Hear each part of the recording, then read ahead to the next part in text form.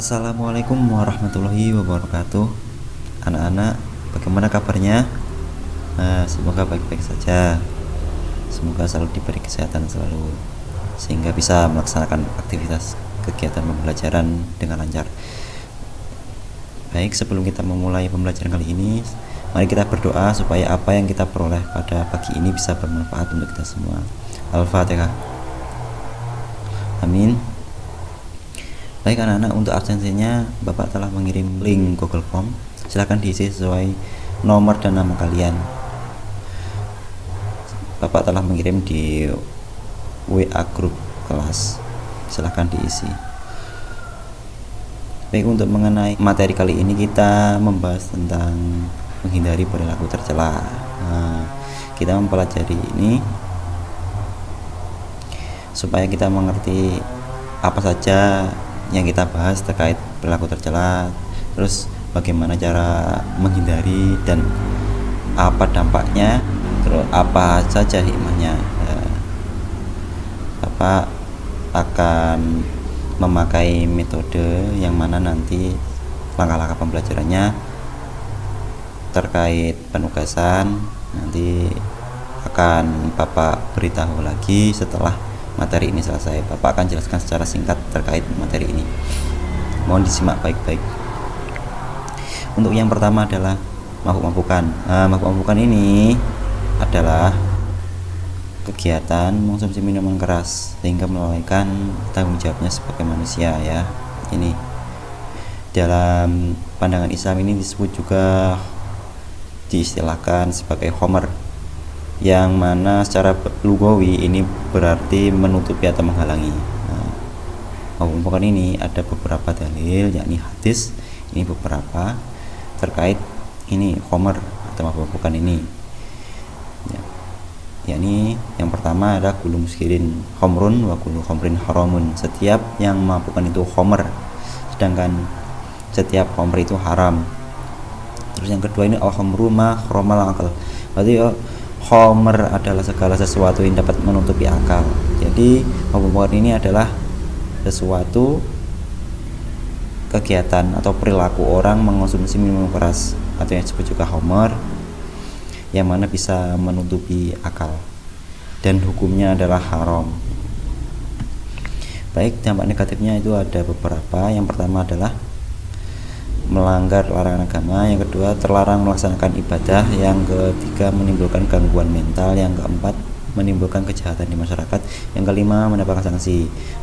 Jadi masih banyak lagi sebenarnya dampak negatifnya, yang mana dampak negatifnya ini menurut agama ini juga disebutkan dalam hadis tadi, kaitannya pelaksanaan ibadah berimbas pada ibadahnya, sehingga ibadahnya tertolak selama 40 hari seperti sholat itu tadi. Jadi inilah akibat negatifnya. Terus gangguan mental ini, orang yang mabuk-mabukan ini akan cenderung merasakan rasa khawatir, takut, gelisah, ini gara-gara mengonsumsi minuman keras.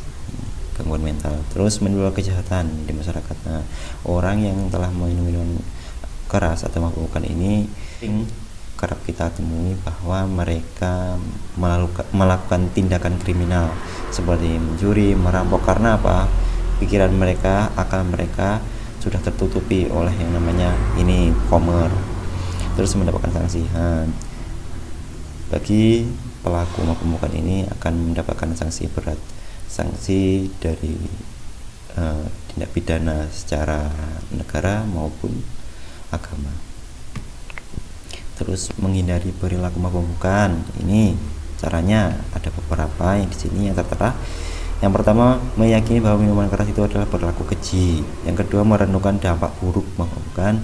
Terus yang ketiga, menggunakan waktu luang untuk hal-hal yang bermanfaat. Terus yang keempat, bergaul dengan orang-orang yang baik. Jadi perilaku mabuk-mabukan ini kita dapat menghindarinya dengan cara ini: meyakini atau memahami, mengerti bahwa minuman keras ini perbuatan keji, perbuatan setan, perbuatan buruk, yang mana pelakunya bisa terkena dosa besar. Terus yang kedua kaitannya dampak buruk dalam memabukkan itu banyak sekali, baik kesehatan maupun sosial.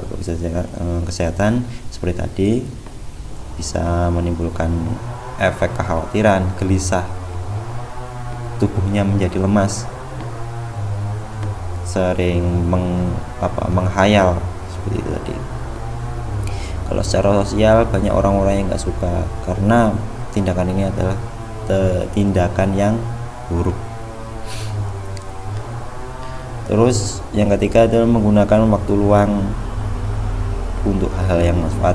Jadi cara menghindarinya dengan menggunakan waktu luang dengan hal-hal yang positif seperti belajar, olahraga, mengikuti kajian-kajian dan lain-lain. Yang keempat itu bergaul dengan orang-orang baik. Jika kita bergaul dengan orang-orang yang jelas, tentu ini akan berdampak pada kita, maka kita pasti secara otomatis terpengaruh oleh perilakunya sehingga kita akan mengikutinya. Oke, yang kedua adalah kaitannya perilaku tercela, yakni judi. Judi ini dalam bahasa syar'inya itu disebut maisir, yakni transaksi yang dilakukan oleh dua belah untuk kepemilikan barang atau jasa yang menguntungkan salah satu pihak dan merugikan salah satu lain hal ini biasanya kaitannya aksi dan peristiwa gitu. Judi ini hukumnya haram. Ini sudah tertera pada Quran surat Al-Maidah ayat 90, yang mana judi ini termasuk perbuatan setan. Dampak negatif perilaku judi ini yang pertama adalah judi adalah setan, terus sarana syaitonia untuk melupakan kita untuk mengingat Allah. Jadi efek dari perilaku judi ini banyak negatifnya ya. Ini yang seperti merusak tali persaudaraan. Karena apa? Kalau orang yang melakukan judi pasti timbul rasa kebencian, permusuhan, karena yaitu tadi kaitannya perilaku buruk ini tadi sudah dicap oleh masyarakat sesuatu yang negatif. Terus sarana syaitonia. Jadi perilaku judi ini bisa menimbulkan kita lupa kepada Allah Subhanahu wa taala, sehingga ini merupakan sarana setan untuk melupakan kepada Allah. Terus ini menghindari perilaku judi ini sebenarnya ada beberapa yang tertera, karena masih ada banyak lagi sebenarnya. Ini yang pertama adalah bergaul dengan orang jelas. Tentu kalau orang yang bergaul dengan orang yang baik, tentu dia akan mengikuti kebaikannya juga. Terus berusaha mencari rezeki yang baik, halal dan qanaah. Jadi di sini kita menghindari perilaku judi supaya kita itu bisa mencari rezeki dengan baik, dengan halal dan secara konsisten, yang mana kita mencari rezeki dari Allah. Terus yang ketiga adalah selalu beristighfar dan mohon ampun, tentang memohon perlindungan. Tentu kita untuk mengingat Allah ini supaya kita akan terhindar perilaku judi, karena judi ini termasuk perbuatan buruk. Yang keempat adalah senantiasa berjuang untuk menunaikan kewajiban secara istiqomah. Jadi kalau kita menghindari judi ini dengan cara melaksanakan kewajiban tanggung jawab kita, baik terhadap diri sendiri, baik terhadap keluarga maupun lingkungan sekitar. Hikmahnya adalah ini, orang akan mendapat istiqomah menjalankan tanggung jawab, terus perekonomian keluarga itu menjadi stabil, dan harta yang didapatnya itu benar-benar halal dan menghasilkan rezeki yang barokah. Terus melatih diri untuk sabar dalam menghadapi tipu daya setan, tipu daya dunia, tipu daya nafsu. Terus yang keempat adalah memantapkan dan mengkhusyukkan berzikir dan beribadah kepada Allah. Jadi hikmahnya untuk mengingatkan kita kepada Allah. Yang ketiga adalah zina, berlaku tercela. Zina adalah persetubuhan dilakukan oleh laki-laki atau perempuan yang sudah menikah ataupun yang belum menikah, ya. Itu disebut dengan zina. Nah, zina ini sudah tertulis pada Quran surat Al-Isra ayat 32. Yang mana zina ini adalah perilaku perbuatan yang keji dan jalan yang buruk. Jadi zina itu adalah sesuatu yang benar-benar buruk karena ini perbuatan keji. Berarti keji itu perbuatannya sangat buruk. Mendekati saja tidak boleh, apalagi melakukan, gitu. Dan hukumnya haram. Macam-macam zina itu ada zina muhsan dan ghairu muhsan. Kalau zina muhsan itu diperuntukkan bagi berzina laki-laki atau perempuan yang sudah menikah, ya, dalam ikatan pernikahan yang sah. Terus kalau zina ghairu muhsan itu sebutan bagi berzina laki-laki atau perempuan yang belum pernah melakukan pernikahan atau belum menikah. Akibat negatif perilaku zina. Oke. Yang pertama, merusak ikatan keluarga dan masyarakat. Tentu kalau orang yang melakukan perilaku keji ini akan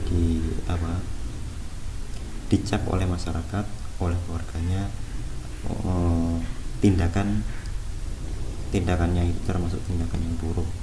Jadi ini bisa merusak nama baik seorang.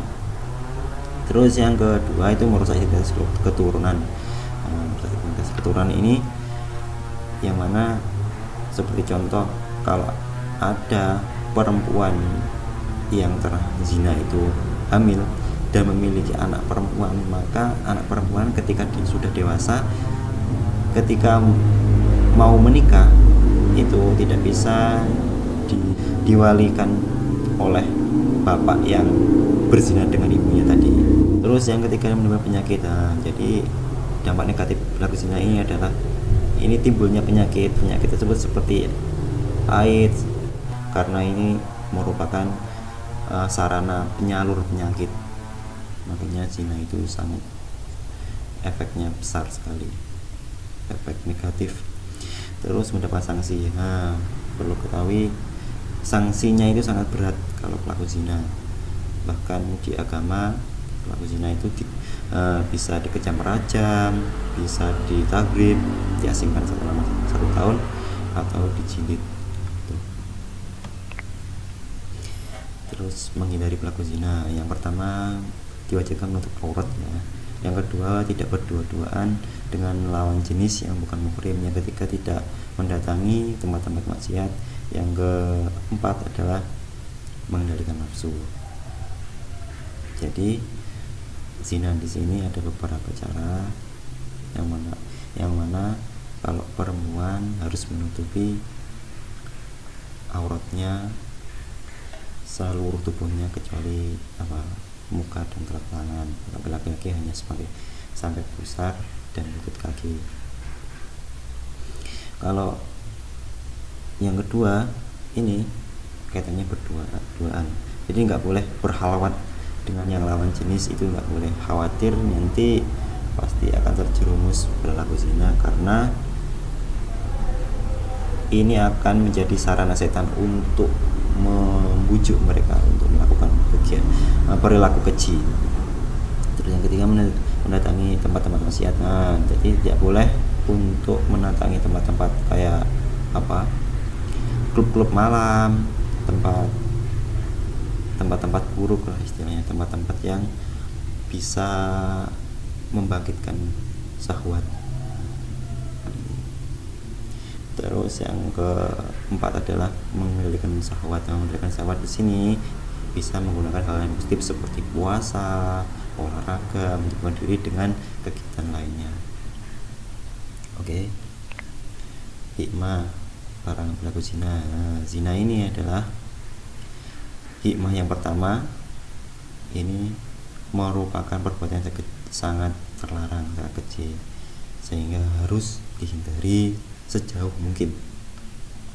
Terus yang kedua itu kaitannya tuduhan terkait orang yang berzina itu harus hati-hati, nggak boleh langsung asal menuduh. Ini harus melibatkan beberapa saksi dan bukti yang real.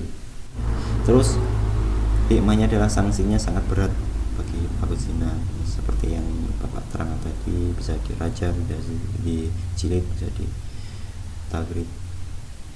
Itu kalau menurut saya berdasarkan kategori muson dan muson. Nah, yang keempat ini kaitannya mencuri. Mencuri adalah apa?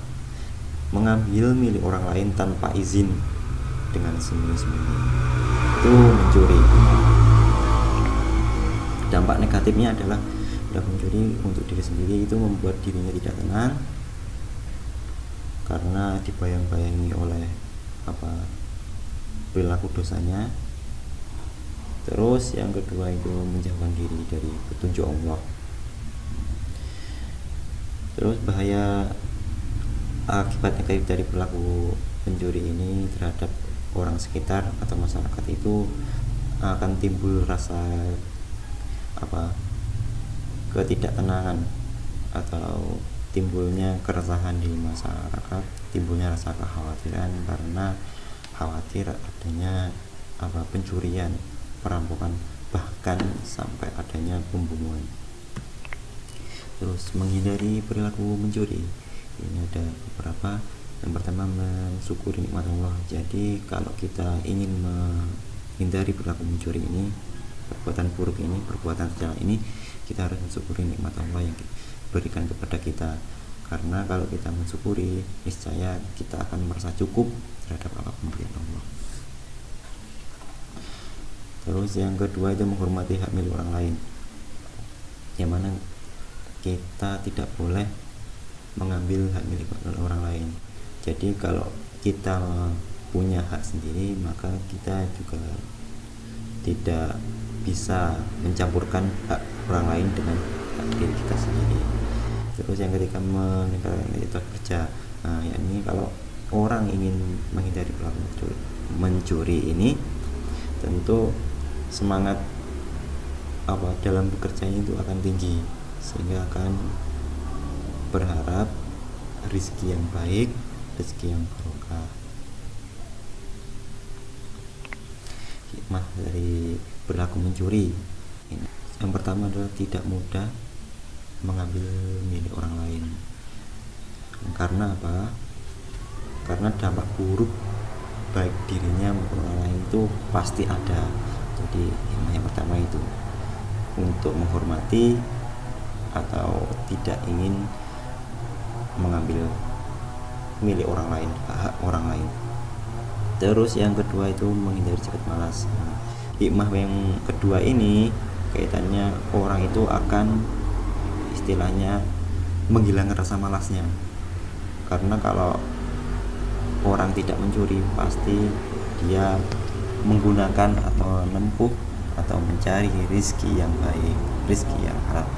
Terus ini yang ketiga, sanksinya itu untuk si pencuri itu sangat berat, yang mana bisa membuat jerah seperti potong tangan, ya seperti itu, sehingga bisa mendorong mereka agar bisa mencari rezeki yang baik dan tidak mengambil hak milik orang lain.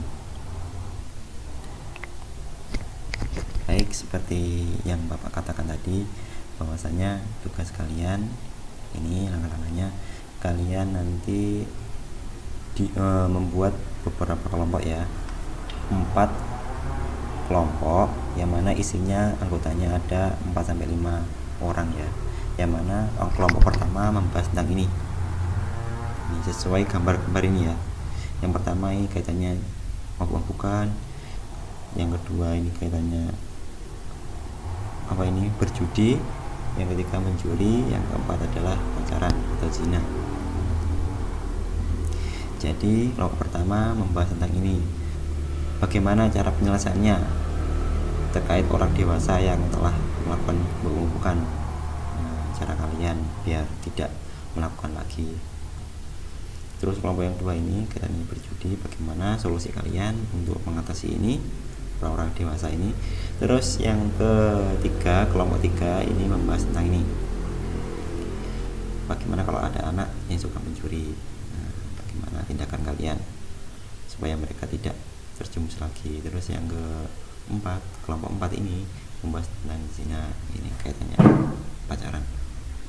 Jadi bagaimana kalian bisa istilahnya mendorong orang agar supaya tidak pacaran, khususnya anak-anak ini. Jadi tugas kalian ini diskusikan sesuai tema, terus hasil diskusinya bisa melewati VN ya, dikirimkan di grup WA kelas. Oke, itu yang pertama. Terus tugas yang kedua, kalian harus meringkas penjelasan dari bapak tadi sesuai dengan tema-tema kalian. Baik, cukup hanya itu yang dapat bapak sampaikan. Apabila anak-anak kurang paham, kurang mengerti, silahkan ditanyakan melalui grup WA kelas. Bisa bertanya terkait materi-materi ini ataupun masalah penugasannya. Dan jangan lupa diberi nama dan pertanyaannya gitu. Oke. Sekian dari pembelajaran kali ini, kita akhiri. Kita berdoa bersama supaya apa yang kita peroleh bisa bermanfaat untuk kita semua. Berdoa mulai. Amin ya rabbal alamin. Akhirul kalam. Assalamualaikum warahmatullahi wabarakatuh.